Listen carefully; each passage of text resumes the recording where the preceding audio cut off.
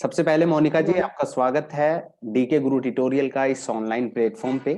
और साथ ही साथ आपको धन्यवाद भी देते हैं कि आप अपना अनुभव साझा करने के लिए तैयार हुई हैं हमारे साथ, ताकि आगे जो भी एग्जाम देने वाले हैं यूजीसी नेट जेआरएफ का, उनको आपका जो एक्सपीरियंस है उनका लाभ हो सके। तो एक बार फिर से आपका स्वागत करते हैं और सबसे पहले आप ही से पूछ लेते हैं आपका परिचय। अपने बारे में कुछ बताइए संक्षिप्त में।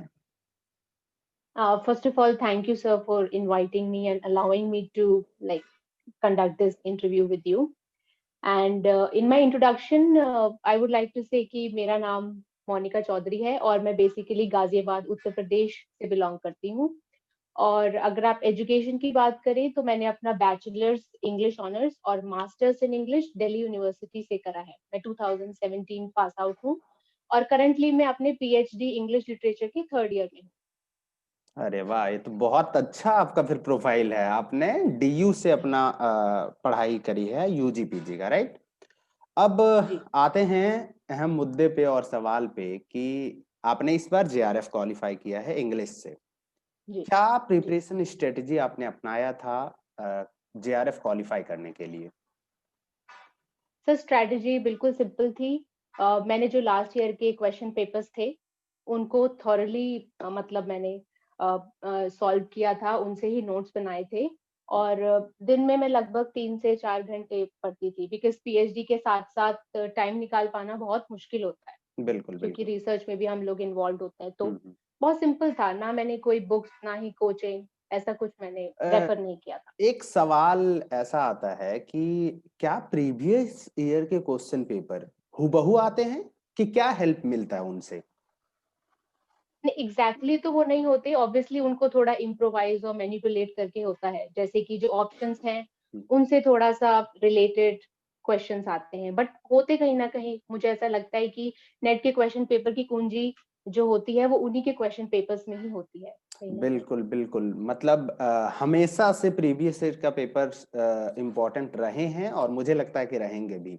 अब एक सवाल generally first time second time exam देने वाले स्टूडेंट हमेशा पूछते हैं कि जो क्वालिफाई कर गए वो कितने घंटे पढ़ाई किए। क्या इनका जवाब आपके पास सच में है?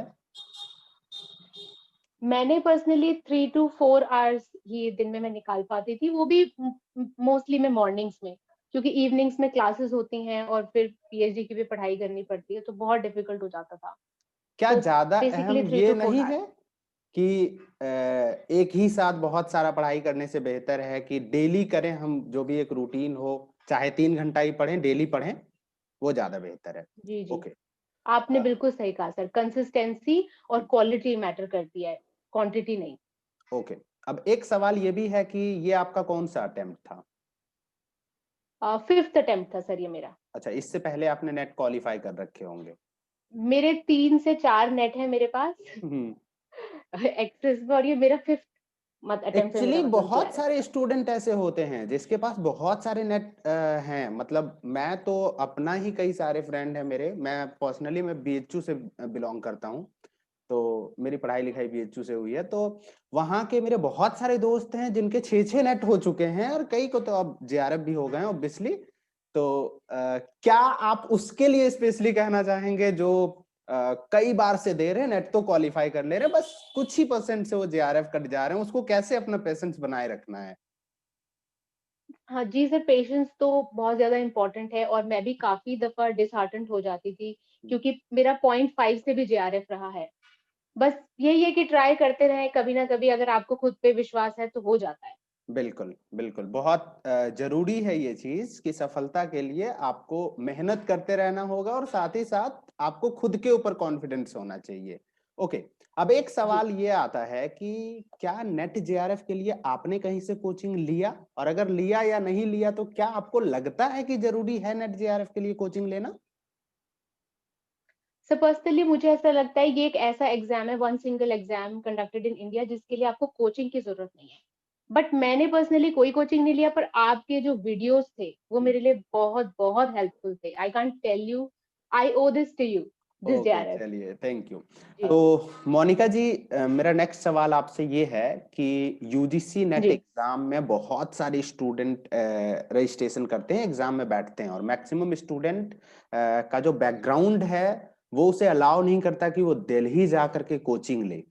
तो ऐसे में एक जी महत्वपूर्ण पहलू जो हो जाता है इस एग्जाम का, वो है ऑनलाइन प्लेटफॉर्म्स, चाहे वो यूट्यूब हो, चाहे वो एनी अदर प्लेटफॉर्म्स हो। बहुत सारे ऐसे मतलब एक तरीके से प्राइवेट प्लेटफॉर्म भी हैं जहाँ पे अच्छे खासे एजुकेशन दिए जा रहे हैं। तो आपको क्या लगता है कि ऑनलाइन प्लेटफॉर्म को किस तरीके से यूज कर सकते हैं बच्चे नेट जेआरएफ क्वालिफाई करने के लिए? जी, मुझे ऐसा लगता है कि फिजिकल जब हम कोचिंग सेंटर्स पे जाते हैं तो जाने आने में काफी वक्त जाया हो जाता है और आप बिल्कुल। श्योरिटी भी नहीं है कि आप कितना वहां से गेन कर पाते हैं। इस हम्म। जगह पे जो ऑनलाइन माध्यम है वहां पे संक्षिप्त में, जैसे आपकी वीडियोस है, आप शॉर्ट में कितने अच्छे और कंसाइज मटेरियल दे पाते हैं और घर बैठे बैठे हम उसका कितना उपयोग कर सकते हैं, वो एक बहुत ही अपने आप में मतलब बहुत अच्छी चीज है। तो बहुत टाइम सेविंग हो सकती है और फाइनेंशियली भी काफी फीजिबल है उन बच्चों के लिए ओके। जो अफोर्ड नहीं कर सकते। नेक्स्ट मेरा सवाल ये है कि अक्सर देखते हैं कि मेरे पास भी बहुत सारे सवाल आते हैं इससे रिलेटेड, और यूट्यूब पे तो बस पूछे ही जाते रहते हैं ये सवाल कि सबसे बेस्ट बुक कौन सा है पेपर 1 के लिए, अगर हम स्पेशली पूछे तो। फिर आएंगे पेपर 2 पे। मैंने सर कोई बुक रेफर नहीं करी थी। मैंने लास्ट ईयर के क्वेश्चन पेपर्स और सिर्फ क्वेश्चन पेपर्स जैसे नेट, सेट, ओके। ओके। जितने भी स्टेट्स के जो भी क्वेश्चन पेपर्स हैं बस वही, कोई बुक नहीं। ओके, चलिए। अब मेरा सवाल ये आता है कि चूंकि आप इंग्लिश से बिलोंग करते हैं, इंग्लिश लिटरेचर से, तो इंग्लिश से जो बच्चे नेट का एग्जाम देने वाले हैं या फिर जो रेगुलरली जो ट्राई कर रहे हैं लेकिन हो नहीं पा रहा है, उसके लिए आप क्या टिप्स देंगे, और कौन सा बुक आपने फॉलो किया, किस तरीके से वो भी जेआरएफ कर सकते हैं?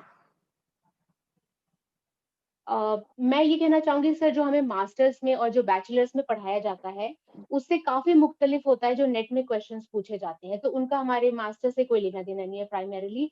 तो एक अलग तरीके की स्ट्रेटजी की जरूरत पड़ती है जिसमें आपको मल्टीपल चॉइस क्वेश्चंस जो होते हैं उसमें आपको स्मार्ट वर्क की जरूरत है, रादर देन हार्ड वर्क की आप हिस्ट्री ऑफ इंग्लिश लिटरेचर की बुक्स को आप रटे जा रहे हैं, पढ़े जा रहे हैं, उसकी जरूरत नहीं है। बहुत ही संक्षिप्त में जो कॉन्साइज जो क्वेश्चन पेपर्स होते हैं उनसे नोट बना के मैंने, जो अलग अलग वेबसाइट्स होती हैं जैसे विकिपीडिया हो गई और इंग्लिश लिटरेचर के लिए जो बहुत सारे जो रिव्यूज वाले होते हैं उन्हीं को मैंने रेफर किया। तो स्मार्ट वर्क की जरूरत है उसमें, कोई ऐसे बहुत सारी हिस्ट्री ऑफ इंग्लिश लिटरेचर की बुक्स पढ़ने की जरूरत नहीं है। ओके। नेक्स्ट और लास्ट सवाल आपसे मेरा है कि आप जो बच्चे आगे अब एग्जाम देने वाले हैं, बहुत सारे बच्चे होंगे ओब्वियसली, हर बार 10-10 लाख बच्चे रजिस्ट्रेशन करते हैं, तो उनको आप क्या सलाह देंगे?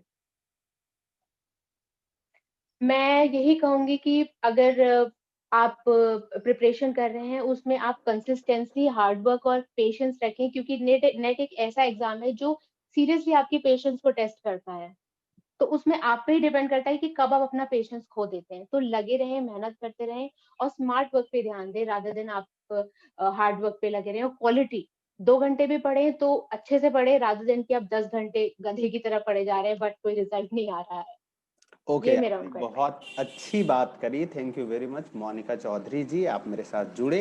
एक बार फिर से मैं आपको आपके सफलता पर शुभकामनाएं देता हूं, बधाई देता हूं, और मैं ये विश करता हूं कि आप जो भी कर रही हैं, पीएचडी कर रही हैं, बेहतर पीएचडी करें, कहीं भी आप एक अच्छे असिस्टेंट प्रोफेसर बने, आगे चल के वीसी बने। ये हमारी शुभकामनाएं हैं आपके साथ। बहुत बहुत धन्यवाद, आप बहुत डीके बहुत गुरु शुक्रिया। ट्यूटोरियल के साथ जुड़े, और यहाँ पे इस ऑनलाइन प्लेटफॉर्म पे बच्चों के साथ आपने अपना अनुभव साझा किया। बहुत बहुत धन्यवाद एक बार फिर से। Thank you sir.